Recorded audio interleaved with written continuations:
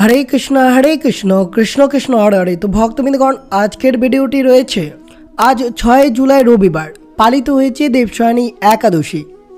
प्रति मासे शुक्ल और कृष्णपक्षेर तिथिते এই एकादशी ব্রতটি पालित হয়। তেমনি आषाढ़ मासेर शुक्लपक्षेर एकादशी शयनी एकादशी नामे प्रसिद्ध रयेछे।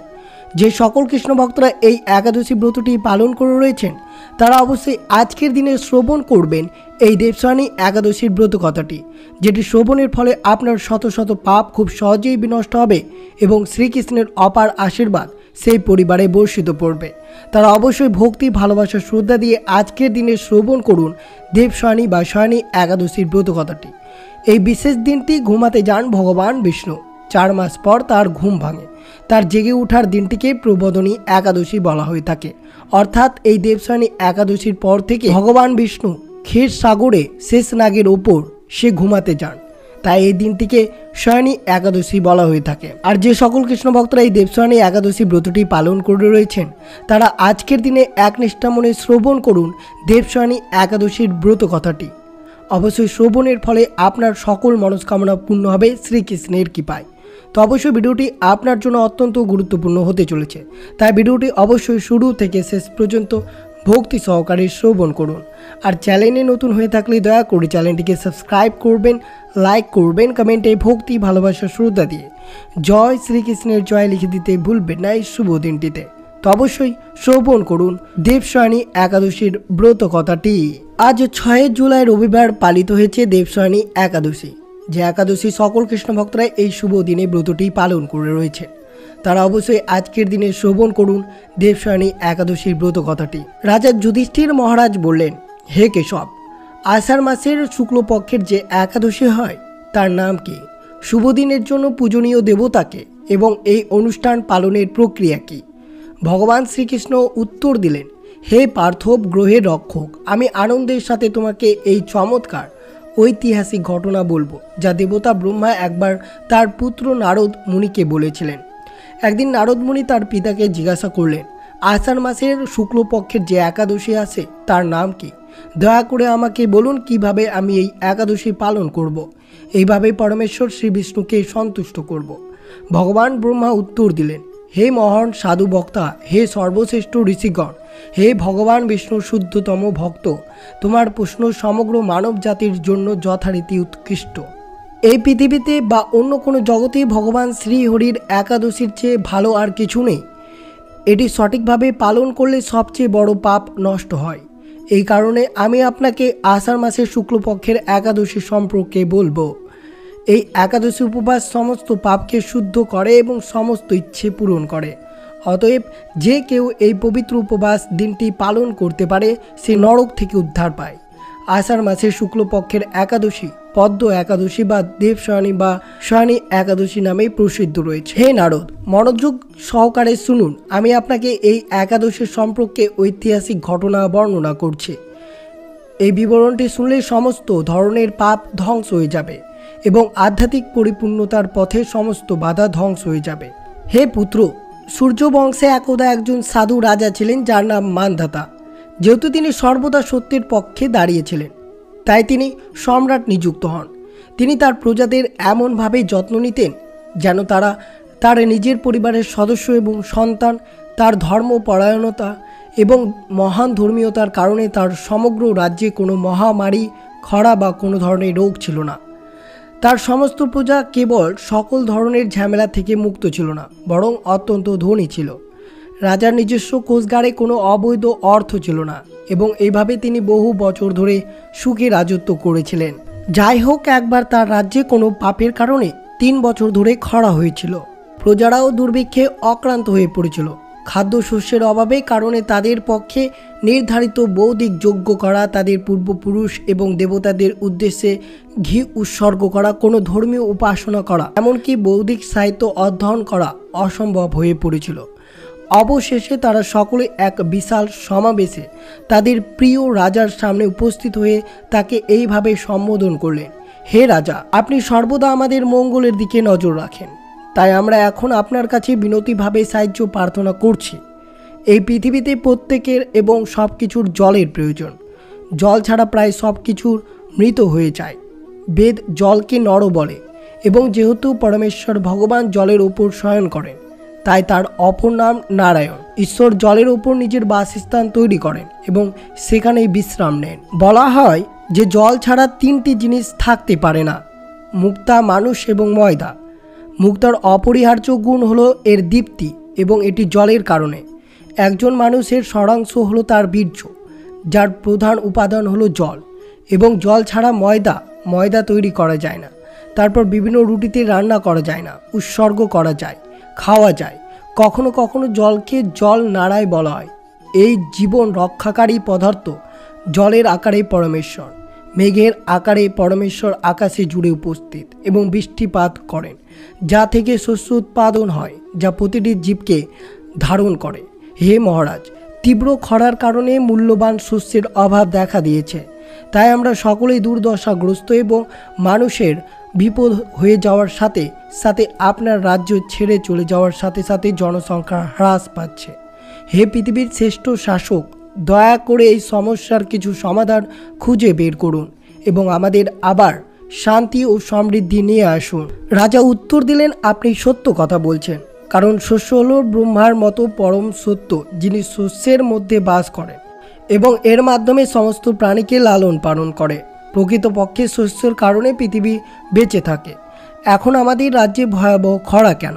পবিত্র শাস্ত্র এই বিষয়টি পুঙ্খানুপুঙ্খভাবে আলোচনা করে।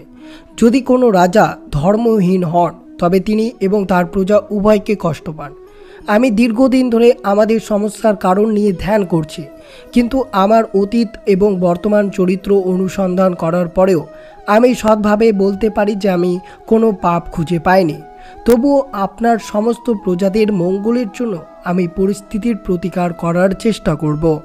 এইভাবে চিন্তা করে রাজা মান্ধাতা এবং তার সেনাবাহিনী দলবল একত্রিত করলেন, আমাকে প্রণাম করলেন, তারপর বনে প্রবেশ করলেন। তিনি এখানে ওখানে সেখানে ঘুরে বেড়াতেন, তাদের আশ্রমে মহান ঋষিদের খোঁজ করতেন, তার রাজ্যের সংকট সমাধানের উপায় জানতে চাইতেন।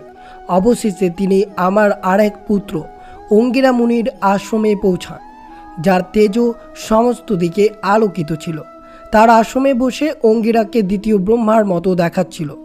রাজা মান্ধাতা সেই মহান ঋষিদের দেখে খুব খুশি হলেন, যাদের ইন্দ্রিয় সম্পূর্ণরূপে নিয়ন্ত্রিত ছিল। রাজা তৎক্ষণাৎ তার ঘোড়া থেকে নেমে অঙ্গিরা মুনির পাদপদ্মে শ্রদ্ধাঞ্জলি নিবেদন করলেন। তারপর রাজা হাত জোর করে মুনির আশীর্বাদ প্রার্থনা করলেন। সেই সাধু ব্যক্তি পবিত্র মন্ত্র দ্বারা রাজাকে আশীর্বাদ করলেন। তারপর তিনি তার রাজ্যের 7টি অঙ্গের মঙ্গল সম্পর্কে জিজ্ঞাসা করলেন। রাজার রাজ্যের 7টি অঙ্গ হল স্বয়ং রাজা, মন্ত্রী, তার কোষাগার, তার সামরিক বাহিনী, তার মিত্র, ব্রাহ্মণ এবং রাজ্যে সম্পাদিত যজ্ঞ অনুষ্ঠান। ঋষিকে তার রাজ্যের 7টি অঙ্গ কিভাবে অবস্থিত তা বলার পর রাজা মান্ধাতা ঋষিকে তার নিজের পরিস্থিতি এবং তিনি খুশি কিনা তা জিজ্ঞাসা করলেন। তারপর অঙ্গিরা মুনি রাজাকে জিজ্ঞাসা করলেন কেন তিনি বনে এত কঠিন যাত্রা করছিলেন, এবং রাজা তাকে তার রাজ্যের দুর্দশা কথা বললেন। রাজা বললেন, হে মহিষী, আমি বৈদিক নির্দেশ মেনে আমার রাজ্য শাসন করেছি, বজায় রেখেছি, তাই আমি খরার কারণ জানি না। এই রহস্য সমাধানের জন্য আমি আপনার কাছে সাহায্যের জন্য এসেছি। দয়া করে আমার প্রজাদের দুঃখ দূর করতে আমাকে সাহায্য করুন।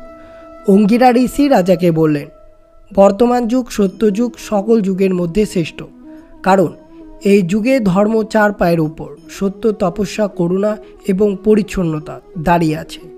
এই যুগে সকলের ব্রাহ্মণের সমাজে সর্বোচ্চ সদস্য হিসেবে সম্মান করেন। এছাড়াও সকলেই তাদের পেশাগত কর্তব্য পালন করেন এবং কেবল দ্বিগুণ জন্মগ্রহণকারী ব্রাহ্মণদের বৌদ্ধিক তপস্যা এবং তপস্যা করার অনুমতি দেয়। যদিও এটি একটি মান, হে সিংহ, রাজাদের মধ্যে একজন শূদ্র আছে যে অবৈধভাবে তপস্যা এবং তপস্যা পালন করছে। এই কারণে আপনার দেশে বৃষ্টি হয় না। অতএব আপনার উচিত এই শ্রমিককে মৃত্যুদণ্ড দেওয়া, কারণ এটি করার মাধ্যমে আপনি তার কর্মের দ্বারা সৃষ্টি দূষণ দূর করবেন এবং শান্তি ফিরিয়ে আনতে পারবেন তোমার প্রজাদের কাছে। রাজা তখন উত্তর দিলেন, আমি কিভাবে একজন অপরাধহীন তপস্যা ও ত্যাগীকে হত্যা করতে পারি? দয়া করে আমাকে কিছু আধ্যাত্মিক সমাধান দিন। মহান ঋষির অঙ্গির মুনি তখন বললেন, হে মহারাজ, আষাঢ় মাসের শুক্লপক্ষের যে একাদশী হয়, সেই একাদশী তোমরা উপবাস করা উচিত।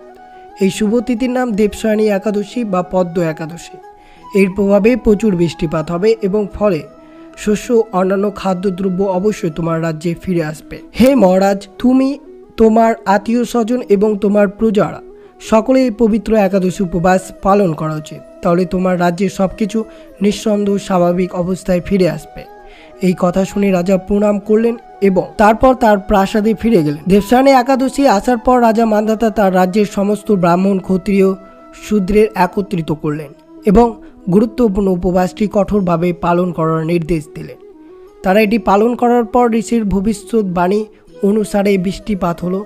যথাসময়ে প্রচুর ফসল ও প্রচুর শস্যের ফসল হলো। ইন্দ্রিয়ের অধিপতি পরমেশ্বর ভগবান হৃষিকেশ্বরের কৃপায় রাজা মান্ধাতার সমস্ত প্রজা অত্যন্ত সুখী এবং সমৃদ্ধিশালী হয়ে উঠল। অতএব হে নারদ, সকলের এই একাদশী উপবাস অত্যন্ত কঠোরভাবে পালন করা উচিত, কারণ এটি বিশ্বস্ত ভক্তকে সকল ধরনের সুখ ও চূড়ান্ত মুক্তি প্রদান করতে পারে।